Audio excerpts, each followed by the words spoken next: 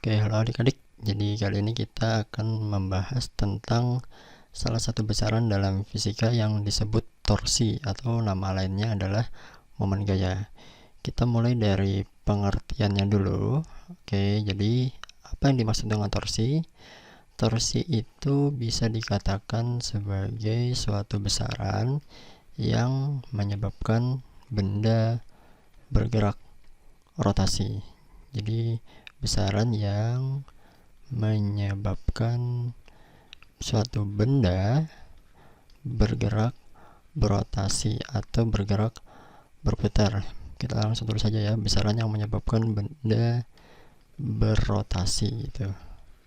Nah, kemudian persamaan atau rumus dari torsi sendiri ini kembali ke apa, termasuk apa torsi ini? Torsi ini termasuk besaran vektor. Jadi kalau kita menuliskan persamaan aslinya itu kita memerlukan tanda identitas sebagai vektor. Nah, jadi torsi ini adalah vektor. Dia merupakan hasil perkalian cross antara vektor gaya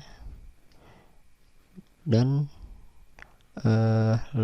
vektor lengan gaya. Nah, ini dia, ini adalah persamaannya. Kita berikan kurung dulu. Oke.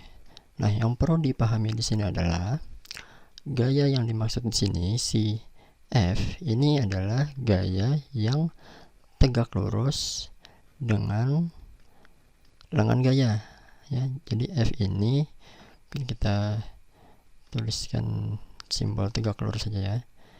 F ini harus tegak lurus dengan lengan gaya. Oke. Mengapa perlu ditekankan di bagian ini? Karena tidak selalu gaya yang bekerja pada suatu torsi itu adalah tegak lurus dengan lengan gayanya.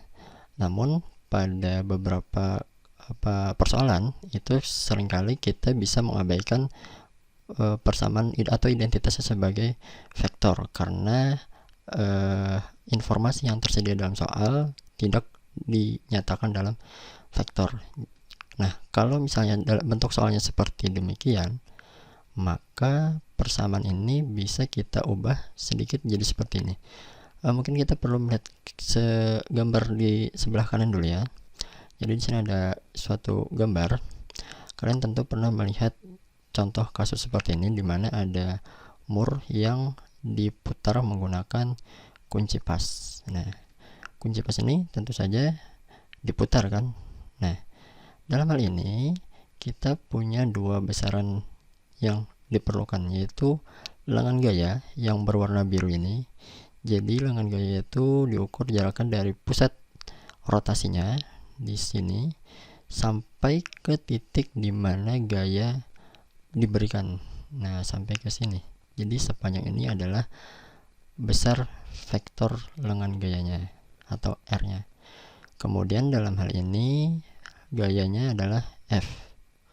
Nah, ingat, karena gaya yang diperlukan dalam torsi ini adalah gaya yang tegak lurus dengan lengan gaya, dengan R-nya, maka kita tidak menggunakan F saja, tetapi menggunakan komponen vektor dari gaya F ini, yaitu yang mana tegak lurus, Fx atau Fy. Tentu saja yang Fy ya. Nah, yang Fy ini adalah F dikali sin theta ya, sin theta. Theta adalah sudut yang dibentuk antara vektor gaya dengan vektor lengan gaya. Ingat, ini kalau kita pindahkan ke sebelah sini, ini adalah sisi depan dari sudutnya. Jadi depan per sisi miring, demi adalah sinus. Jadi persamaan ini kalau kita sesuaikan, jika soalnya itu tidak menggunakan notasi vektor, itu berubah menjadi T sama dengan F sin theta dikali R ya. Nah, atau biar lebih rapi menulisnya biasanya dituliskan sebagai F R sin theta. Nah, ini dia. Ini adalah persamaan yang digunakan apabila soalnya itu tidak menggunakan notasi vektor. Pada dasarnya kedua rumus ini sama saja ya, tapi yang di atas ini dalam bentuk vektornya, sedangkan yang di bawah ini apabila dia tidak menggunakan notasi vektor. Jadi kita perlu menganalisis terlebih dahulu gaya yang tegak lurus terhadap dengan gayanya itu yang mana ya. Oke. Kemudian kita perlu mengetahui juga asal-usul dari torsi ini. Nah, sebelumnya kalian tentu pernah mendengar ada 3 macam jenis gerak ya. Gerak itu ada 3 ya apa? Yang pertama ada gerak translasi. Kemudian yang kedua ada gerak yang sedang kita bahas ini adalah gerak rotasi. Dan yang terakhir adalah gerak getar, yaitu vibrasi. Nah, translasi ini adalah gerak ke kiri ke kanan dan ke atas ke bawah. Jadi dia